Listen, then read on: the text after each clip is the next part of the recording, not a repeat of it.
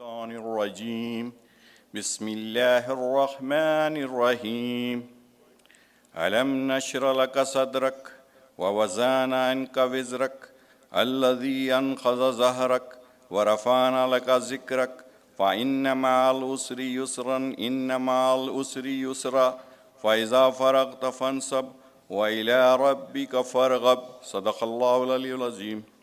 اعوذ باللہ السمیع العلیم من الشیطان اللعین الرجیم بسم اللہ الرحمن الرحیم. سلسلے کی 22ویں تقریر کے ساتھ آپ کی خدمت میں حاضر ہوں. سورہ نصر کو عنوان بنا کر یہ تقاریر کا سلسلہ جاری ہے. ہر تقریر دوسری تقریر سے جڑی ہوئی ہے اور میں یہ سمجھتا ہوں کہ اگر توجہات آپ کی ان تقاریر پر مرکوز ہے تو ہم اس مرحلے کی طرف آپ پہنچے ہیں کہ جس میں کلام انتہا پر جا رہا ہے. سامعین محترم، کل کی تقریر میں میں نے جن امور کی طرف چاہا کہ آپ توجہ دیں ان میں گو کہ تذکرہ صلح حدیبیہ کے تعلق سے تھا، لیکن تمام علماء اور تقریباً ہر مکتبہ فکر کا مفسر یہ کہنے میں پیچھے نہیں ہٹ رہا ہے کہ حدیبیہ پریمبل ہے فتح مکہ کا. صلح حدیبیہ کو مقدمہ جانا ہے فتح مکہ کا. اور اس میں ایک بہت ہی اہم روایت جو ہم تک پہنچتی ہے وہ بہت ہی اہم ہے. اس کو نقل کرنے والوں میں محمد ابن اسماعیل بخاری رحمۃ اللہ علیہ، جن کا سن وفات 254 ہجری ہے، مسلم ابن حجاج نیشاپوری صاحب صحیح مسلم، احمد ابن حنبل صاحب مسند، ابن جریر طبری، ظاہر ہے جن سے تاریخ اور تفسیر دونوں ہی تعلق رکھتی ہیں. یہ چار بڑے بڑے اکابرین نے ایک روایت کو نقل کیا ہے اور اس کو اپنی احادیث کی کتابوں میں ضبط کیا ہے اور نقل کر رہے ہیں. یہ عبداللہ ابن مسعود سے، صحابی رسول ہیں، یعنی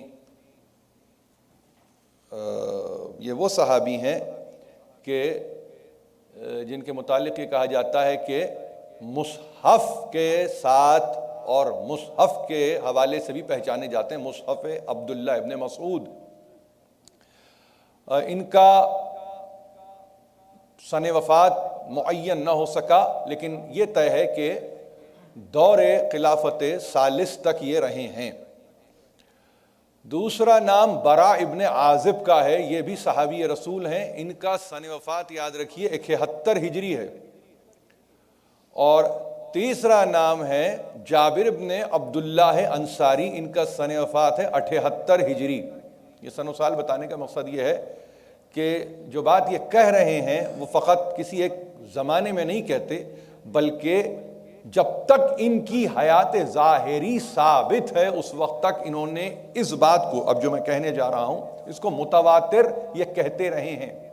اور تینوں کا اجماع اس بات پر ہے کہ دنیا مکہ کی فتح کو فتح کہتی ہے، ہم صلح حدیبیہ کو فتح کہتے ہیں. یہ میں نے تینوں نام اصحاب خاص رسول کہ آپ تک پہنچائے ہیں، اور اس لیے کہ حیات طولانی ہے ان کی، سرکار رسالت مآب کا وصال ہوتا ہے، خلافت راشدہ ختم ہوتی ہے، اور یہاں تک کہ واقعہ کربلا بھی ہو جاتا ہے، اور اس کے بعد کہیں جا کر یعنی 10 برس کے بعد برا ابن عازب، اور تقریباً 17 برس کے بعد جابر ابن عبداللہ انصاری، ان کا وصال ہے۔ یہ انتہائی غیر معمولی بات ہے جو میں آپ کی خدمت میں عرض کر رہا ہوں، یہ معمولی بات نہیں ہے۔ یعنی جن کو آپ خاص طور پہ علم حدیث میں جب ان 3 اصحاب کو آپ دیکھتے ہیں تو یہ بہت قریب ہے رسول کے، بہت قریب ہیں۔ عبداللہ ابن مسعود کا تو یہ کہنا ہے کہ کوئی آیت ایسی نہیں گزری ہے کہ جس کی تنزیل اور تعویل سے میں واقف نہیں ہوں، یہ تاریخ ہے آپ کے سامنے۔ جابر ابن عبداللہ انصاری وہ ہستی ہیں کہ جن کو سرکار رسالت مآب نے بشارت دی ہے کہ تم اس وقت تک جیتے رہو گے جب تک کہ تم میرے ایک نام کے، میرے ہی گھرانے کے ایک فرد سے ملاقات نہ کر لو۔ یہ ہے جابر ابن عبداللہ انصاری، اور ظاہر ہے کہ وہ اصحاب کہ جنہیں آپ اصحاب خاص کہتے ہیں، ان تینوں کا اس بات پر اجماع ہے اپنے تھاٹس میں، اور اس کو فوری طور پر لے لیا صحیح بخاری نے، مسلم نے، ہمارے پاس مسند میں احمد ابن حنبل نے، اور جریر طبری نے۔ یہی میں عرض کر رہا ہوں کہ جو شے جس کو آپ سمجھتے ہیں کہ شروعات یہاں سے ہے، ضروری نہیں کہ وہ شروعات وہیں سے ہو، اور اس کی دلیل ہے میرے پاس، وہ دلیل آپ کو میں چاہوں گا کہ میں دوں، اور اس پر آپ غور کریں کم از کم آج کی تقریر کے تعلق سے۔ دیکھیے، کل گفتگو میں نے کہا تھا کہ سرکار رسالت مآب نے خواب دیکھا ہے، خواب جس کو قرآن نے محفوظ کیا، یہ کہہ کر لقد صدق اللہ رسولہ الرؤیا بالحق۔ پروردگار اس بات کی گواہی دیتا ہے، تصدیق کرتا ہے کہ اس نے اپنے رسول کا خواب سچا کر دکھایا، اور فقط ایسے نہیں بلکہ اس انداز سے کہ جس کی تفصیل بھی دے دی کہ لَتَدْخُلَنَّ الْمَسْجِدِ الْحَرَامِ اِنشَاءَ اللَّهِ آمِنِينَ، اور اللہ کی امان سے، حفظ و حفاظت سے مسجد حرام میں داخل ہوں گے۔ یہ ہے وہ، اور میں نے اس کے ساتھ ہی میں نے ایک بات یہ کہی آپ سے کل کہ ایک سلسلہ ہے، سلسلہ نبوت میں کہ تعلق ہے سرکار رسالت مآب کا حضرت ابراہیم علیہ السلام سے، اور یہ وہ ابراہیم ہے کہ جس کے لیے حکم ہے ان اتبع ملت ابراہیم حنیفا، اور تم کو حکم اس بات کیا دیا جا رہا ہے کہ ابراہیم کے ملت کی پیروی کرو۔ کیوں؟ اس لیے کہ ما کان ابراہیم یہودیا ولا نصرانیا، ابراہیم نہ یہودی ہے نہ نصرانی ہے، ولیکن کان حنیفا مسلما، ابراہیم مسلم حنیف ہیں، راست ان کی توجہ ہے ہماری بارگاہ میں، وہ براہ راست ہم سے رجوع ہوتے ہیں۔ وَاتَّخَذَ اللَّهُ إِبْرَاهِيمَ خَلِيلًا، اور اللہ نے انہیں اپنا دوست بنایا ہے، اسی لیے ابراہیم خلیل اللہ کہتے ہیں آپ۔ یہ نص قرآن سے ثابت ہے، یہ کسی حدیث سے نہیں گفتگو ہو رہی ہے۔ تو یہ نزدیکی ہے، اور اس کے بعد فقط یہی نہیں بلکہ آگے بڑھ کر گفتگو یہ ہے کہ ان اول الناس بابراہیم للذین اتبعوہ وہذا النبی، ابراہیم سے نزدیکی، قربت، اندیت، نیئرنس اس کا ترجمہ کیا ہے، اولا کا ترجمہ کیا ہے انگریزی میں نیئرنس۔ کس کو ہے؟ یا ان کو ہے جو ابراہیم کی اتباع کرتے ہیں، یا یہ نبی۔ اس کا مطلب یہ ہوا کہ اطاعت آپ کو نزدیکی دیتی ہے، اتباع آپ کو نیئرنس تک لے جاتی ہے۔ جیسے میرے پاس لفظ ہیں ویسے میں آپ کی خدمت پیش کر رہا ہوں تاکہ کوئی آپ کے ذہن پر بار بھی نہ ہو۔ اتباع، اطاعت آپ کو قربت دیتی ہے، اطاعت آپ کو اندیت دیتی ہے، اطاعت آپ کو نیئرنس دیتی ہے، اطاعت جتنی اطاعت کی جائے اہلیت ثابت کرتی ہے۔ یہ ہے اتباع اور اطاعت کا فلسفہ۔ اور ظاہر ہے کہ ویسے آپ دیکھیں زمانہ 5000 برس کا درمیان میں آ گیا، مگر اتباع ابراہیم کی کر رہے ہیں وہ جو اس زمانے میں ہے، یا یہ نبی، تو یہ فقط قولی و فعلی اتباع کی گفتگو نہیں ہو رہی ہے، طبیعی طور پر بھی اتباع ابراہیم ہے، کہ جس کے لیے قرآن کہہ رہے ہیں کہ وہ اپنی منزل پر جب یہ کہہ رہے ہیں اور یہ کہتے ہوئے پائے جا رہے ہیں، کسی اور سے نہیں، اپنے بیٹے سے کہہ رہے ہیں، یا بنیا انی ارا فی المنام انی اذبحک فانظر ماذا تری۔ یہ کل سے میں مسلسل ہونا چاہتا ہوں، اور چاہتا ہوں کچھ نئے چہرے دیکھ رہا ہوں، اس لیے میں شاید یہ ایک اٹیمپٹ کر رہا ہوں۔ بے اختیار جب یہ کہا ہے کہ میں نے تو دیکھا، تم غور کر کے بتاؤ کہ تم نے کیا دیکھا۔ فانظر ماذا تری، تم غور کرو اور بتاؤ کہ تم نے کیا دیکھا۔ عمر کا فرق اگر آپ کو بتاؤں 100 برس کے نزدیک ہے ابراہیم، اور یہ بچہ ابھی 13-14 برس کا ہے سن۔ یہ آپ کے پاس قصص الانبیاء میں چلے جائیے، اور اس کے تعلق سے اگر کوئی جستجو ہے طبیعت میں تو وہاں سے رجوع کیجیے، بہت آپ کو مواد ملے گا۔ لیکن عرض یہ کر رہا ہوں کہ ویژن اور ویژنری ہے ابراہیم، اور یہاں بچے کو جو ابھی سن بلوغت کو پہنچا ہے، اس سے یہ تقاضا کر دیا تم بھی غور کرو اور تم بتاؤ کہ تم نے کیا دیکھا۔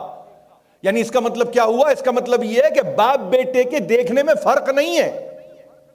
یا ابت افعل ما تؤمر، بابا آپ امر کو بجا لائیے، رویت کو نہیں، دیدنی کو نہیں، جو آپ نے دیکھا ہے وہ کر ڈالیے نہیں، آپ امر کی پاسداری کیجئے۔ امر کسی جانب سے نہیں آتا سوا اللہ کے۔ یا ابت افعل ما تؤمر ستجدنی انشاء اللہ من الصابرین۔ یہاں بھی انشاءاللہ، وہاں بھی انشاءاللہ، یہاں بھی انشاءاللہ، وہاں بھی انشاءاللہ۔ ابراہیم اور اسماعیل کے قصے میں کہ انشاءاللہ آپ مجھے صابرین میں سے پائیں گے، یعنی یہ قبیلہ ہے صبر کرنے والوں کا، کہاں ہے کدھر ہے نہیں معلوم۔ اس سے پہلے اگر کیا ہے تو موجود، اس کے بعد آنے والے ہیں تو موجود۔ زمانہ نہیں روکتا، زمانہ نہیں کہتا یہ صابر ہوں گے، معین ہے صابرین، صابرین معین ہے۔ ستجدنی انشاءاللہ من الصابرین، آپ پائیں گے مجھے، صبر کرنے والوں میں پائیں گے۔ ایک قبیلہ ہے صابرین کا، مگر ان میں ایک ہوں، میں ان سے الگ نہیں ہوں، انشاءاللہ کے ساتھ، انشاءاللہ کے ساتھ۔ تو اس کے بعد میں نے کہا تھا کہ اب ظاہر ہے کہ اس کی تو تفصیل ہے، فلما اسلما وتلہ للجبین ونادیناہ ان یا ابراہیم قد صدقت الرؤیا، یہ ساری تفصیل ہے۔ ہم نے تمہارے خواب کو سچا کر دکھایا۔ یہ کب سچا کر دکھایا؟ جب دونوں تسلیم کی منزل پر آ گئے، دونوں نے اپنے سر کو خم کر دیا، دونوں نے اپنے آپ کو اپنے اللہ کی بارگاہ میں پیش کر دیا، اور اس کے بعد آواز آئی کہ تم نے تو اپنے خواب کو سچا کر دکھایا۔ ان کذالک نجزی المحسنین، ہم محسنین کو یہ جزا دیتے ہیں جو تمہیں دے رہے ہیں۔ اللہ پیدا کرنے والا، یہ پیدا ہونے والے، مگر بندہ محسن بن گیا۔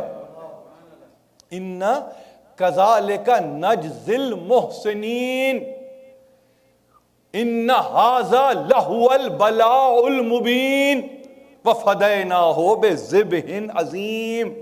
یہ بلاء مبین ہے جس سے تم گزرے ہو، وہ فتح مبین ہے جس سے وہ گزرے گا۔ دونوں ہی اپنے مرکز سے وابستہ ہیں، جڑے ہوئے ہیں، دونوں ہی ایک ہی سمت سفر کر رہے ہیں۔ یہ بھی انشاءاللہ کے سہارے، وہ بھی انشاءاللہ کے سہارے، یہ بھی بین فیصلے کے ساتھ، وہ بھی بین آزمائش کے ساتھ، دونوں اپنے رب کی طرف رجوع کر چکے ہیں۔ بفرق کی زمانے کا آ گیا درمیان میں، 5000 برس کا فاصلہ ہے درمیان میں، باقی سب وہی ہے، سب وہی ہے، کوئی تبدیلی نہیں ہے، کوئی تغیر ہی نہیں ہے، کوئی تبدیلی نہیں ہے۔ اس سلسلے میں باقی رہتے ہوئے جب ایک مرتبہ یہ کہیں کہ میں نے خواب دیکھا اور دنیا کو شک ہو کہ خواب کے نتیجے میں اتنا بڑا فیصلہ کرنا اور اس کے نتیجے میں ہماری زحمتیں، ہماری مصیبتیں، ہم پر پڑنے والی آفتیں، ان کے بارے میں نہ سوچنا اور پھر یہ سمجھنا کہ سب ساتھ ہوں گے، پرواہ نہیں ہے رسول کو کہ یہ 1400 بھی ساتھ ہو۔ اس کو کسی اور یعنی فکر کے تحت دیکھیے جو میں عرض کر رہا ہوں آپ سے، یعنی رسول اس پرواہ کے ساتھ سفر نہیں کرتا کہ یہ 1000 کب ہوں گے، یہ 2000 کب ہوں گے، یہ 10,000 کب ہوں گے، یہ 20,000 کب ہوں گے، نہیں، یہ فکر نہیں ہے۔ تم چل رہے ہو، تم اپنی عاقبت سنوار رہے ہو، تم مجھ پہ احسان نہیں کر رہے ہو، یہ تمہارا ایمان لانا مجھ پہ احسان نہیں ہے، یہ تمہارا اسلام لانا مجھ پہ احسان نہیں ہے، اپنے نفع و ضرر کا تم خود فیصلہ کر رہے ہو، مجھ سے کوئی تعلق نہیں ہے، مجھ سے کوئی تعلق نہیں ہے۔ جتنے بڑے بڑے مفکرین ہیں اور اس صلح کے نتیجے میں جب نتائج کو اخذ کرتے ہیں تو انہوں نے کہا یہ از بس ضروری صلح تھی، اور یہ پتہ چلتا ہے کہ جب وقت گزر جاتا ہے اس وقت رہتے ہوئے کوئی نتیجہ اخذ نہیں کر سکتا تھا، کوئی نتیجہ اخذ نہیں کر سکتا تھا، کوئی نہیں جانتا تھا، لیکن جو وقت گزار گیا اور آگے آ گیا تو اب وہ نتائج دینے پہ تیار، تو پھر تو جو چاہے دیجئے، جو چاہے دیجئے، بچے تو نتیجہ دینے کے لیے تیار ہے نا، اگر بچتے نہیں تو نتیجہ کیا تھا؟ نتیجہ پھر بھی وہی تھا، نتیجہ پھر بھی وہی تھا۔ اس لیے کہا حکمتیں تھیں، حکمتیں، کہ اگر سہیل ابن عمرو صلح نامے کو اس طرح سے تیار کر رہا تھا کہ 10 برس تک فریقین میں جنگ نہیں ہوگی، تو یہ معاہدے نے ہی اس قابل بنایا قوت اسلامی کو کہ پہلی مرتبہ اسلام بحیثیت دین کے مقبول ہوا ہے۔ یہ تمام آپ کے جتنے بڑے بڑے علماء ہیں، اس میں کوئی خاص عقیدہ سامنے رکھ کے گفتگو نہیں کر رہا ہوں، جہاں سے چاہے پڑھیے اور جس طرح سے چاہے پڑھیے، سب نے ایک ہی نتیجہ دیا ہے، وہ ناصر مکارم شیرازی ہوں، وہ رشید رضا مصری ہوں، وہ آلوسی ہوں، کوئی بھی ہو، سب نے ایک ہی نتیجہ دیا ہے۔ اگر یہ معاہدہ نہیں ہوتا تو اسلام بحیثیت دین کے نہ مقبول ہوتا، نہ اس کے تعلق سے کوئی شہرہ ہوتا۔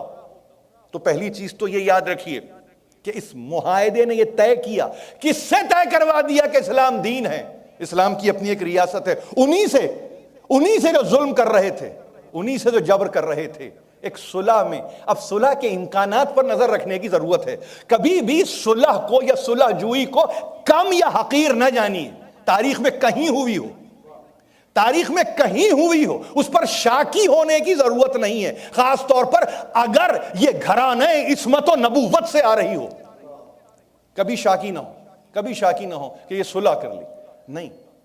صلح آپ کو معلوم ہے کب واقع ہوتی ہے؟ جب جنگ کے مفقود ہونے کا امکان پیدا ہو جائے، اس وقت ہے صلح۔ یہ ہے صلح کی تعریف۔ اب وہ اصحاب سیاسہ ہوں یا اصحاب ریاسہ، دونوں کے لیے کہہ رہا ہوں، یہ ہے صلح کی تعریف۔ صلح کا مطلب ایک ایسا کمپرومائز نہیں کہ جو آج آپ کو ملتا ہے کہ اصول تو نہیں ہے مگر ہاتھ ملا لیا، یہ نہیں ہے صلح، یہ صلح نہیں ہے، یہ تو صلح نہیں ہے۔ اس کو جو کہا جائے میں اس کو نہیں کہہ سکتا اس جگہ سے، کم از کم، لیکن جہاں تک اسلام کے دائرے میں رہتے ہوئے صلح کی کوئی گفتگو کی جائے تو 10 سال کا عرصہ مانگا ہے اور لکھ دیا۔ تو حیران ہے دنیا کہ یہ 10 برس، اور چونکہ علم الہی میں چیزیں طے ہیں اور وہی علم سرکار رسالت میں آپ کا آیا ہے، تو اگر 6 ہجری میں صلح ہو رہی ہے تو کیا علم نبی میں نہیں ہے کہ 11 ہجری میں گزر جاؤں گا؟ یہ تو 5 ہی سال ہوئے، معاہدہ کر رہے ہیں 10 برس کا، لیکن علم یہ کہہ رہا ہے کہ 2 برس سے زیادہ چلنے والا نہیں ہے۔ لیکن صبر چاہیے، صبر۔ ستجدنی انشاءاللہ من الصابرین، امتحان کی منزل پر جب آئے تو صبر کرو، صبر ہی نصرت تک لے جائے گی۔ یہ میں کہہ چکا ہوں، میری پوری تقریریں آپ کے سامنے، صبر ہی نصرت تک لے جائے گی. جو صابر نہیں اس کا کوئی ناصر نہیں, اور جس نے صبر کیا نصرت اس کا مقدر ہے. یہ حقیقت ہے, یہ حقیقت ہے. اور جہاں آگے بڑھتے ہوئے ایک ایسی منزل آئی کہ کہنا پڑا, جتنے بھی مورخین ہیں سبوں کو یہ کہنا پڑا کہ انہوں نے یہ کہا کہ جب آپ آئیں گے یہاں پر اگلے سال زیارت کے لیے, تو یہ کہنا ہی اس بات کی دلیل ہے کہ انہوں نے زیارت کے حق کو تسلیم کیا ہے, کہ زیارت بھی ایک موقف عبادت ہے. اب یہ کہاں تک تاریخ میں بات جائے میں تو آپ اس کی ذمہ داری نہیں لوں گا, مگر کفار قریش نے کہا نہیں, زیارت بھی ایک موقف ہے, اس کو دین و دیانت سے الگ نہیں کیا جا سکتا, اس کو دین و دیانت سے جدا نہیں کیا جا سکتا. تسلیم کیا کہ زیارت رکن عبادت ہے, زیارت رکن عبادت ہے. یہ تمام جمہور کی گفتگو کر رہا ہوں میں پھر عرض کر رہا ہوں آپ سے, اس کو بہت غور سے سنیے آپ. اور یہ وقت کا لینا یا اس وقت کا مانگنا یا اس وقت کا ملنا کفار سے یا کفار قریش کے تعلق سے تو ہوئے مطمئن کہ اب یہ کچھ کرنے والے نہیں ہیں, تو اس وقت نے فتح خیبر کو ثابت کر دیا,